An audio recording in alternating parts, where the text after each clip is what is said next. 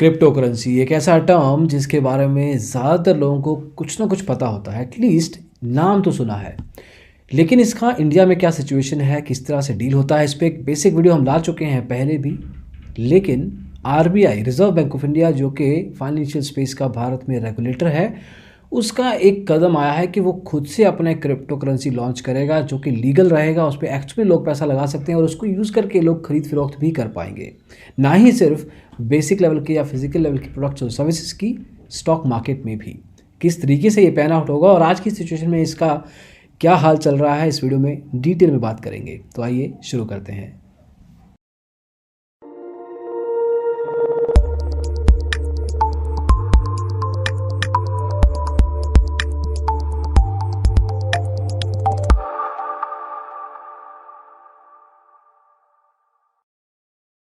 तो हाल ही के दिनों में दोस्तों, reserve bank of India RBI ने एक स्पेसिफिक लेवल पे मेंशन किया है कि वो एक legal tender, digital legal tender की तरफ काम कर रहे हैं, जो कि एक centre government based digital currency होगी। एक तरीके से वही उसको रेगुलेट करेगी। ये क्रिप्टो करेंसी के आसपास है, क्रिप्टो करेंसी एग्जैक्टली नहीं है, डिजिटल करेंसी है, लेकिन ये आरबीआई के द्वारा ही निर्धारित की जाएगी, उसके द्वारा ही रेगुलेट की जाएगी, वही इसको कंट्रोल करेगा।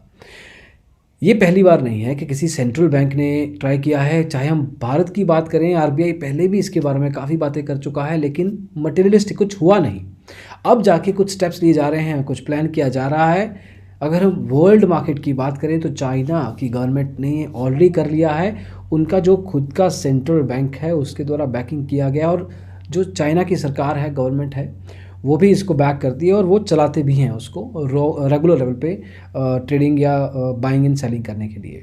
लेकिन ये क्रिप्टो करेंसी या डिजिटल करेंसी इंडिया में काम कैसे करेगी? देखिए, ब्रॉडली स्पीकिंग ये तो हमें पता है कि क्रिप्टो करेंसी एक प्राइवेट करेंसी होती है, जो कि एक किसी देश की करेंसी नहीं है, एक ग्लोबल करेंसी होती है।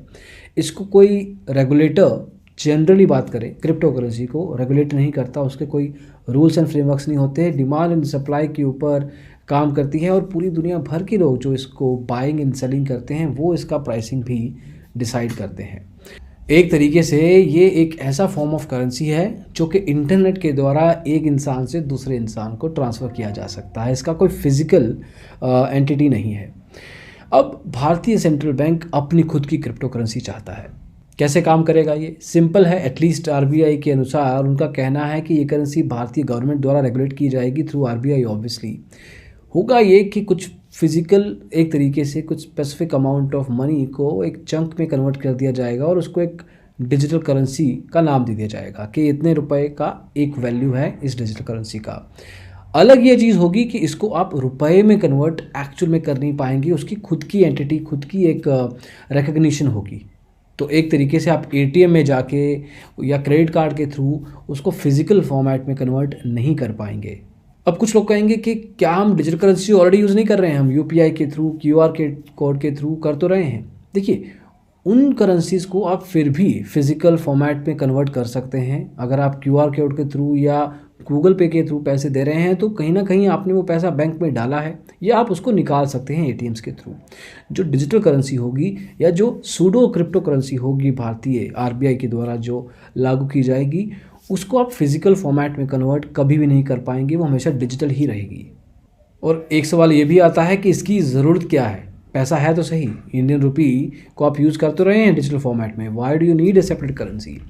इसका बहुत बड़ा आंसर है एक सिंपल तरीके से देखा जाए, कोई भी करेंसी किसी भी देश की क्यों ना हो, वो उसकी सरकार के द्वारा या ग्लोबल जो इकोनॉमिक फैक्टर्स रहते हैं उनके द्वारा रेगुलेट की जाती है। उसके बेस पे उसकी वैल्यूएशन बनती है। जो क्रिप्टो करेंसी है वो मास मार्केट डिसाइड करती है कि उसकी वैल्यू क्या है। जो बड़े बड़े ट्रेडर्स हैं जो कि क्रिप्टो करेंसी में डीलिंग करते हैं, बाइंग एंड सेलिंग करते हैं, फिगर आउट करते हैं कि किस तरीके से डिमांड एंड सप्लाई गेम चलेगा और उसके बेस पे उसकी वैल्यू बढ़ेगी या घटेगी।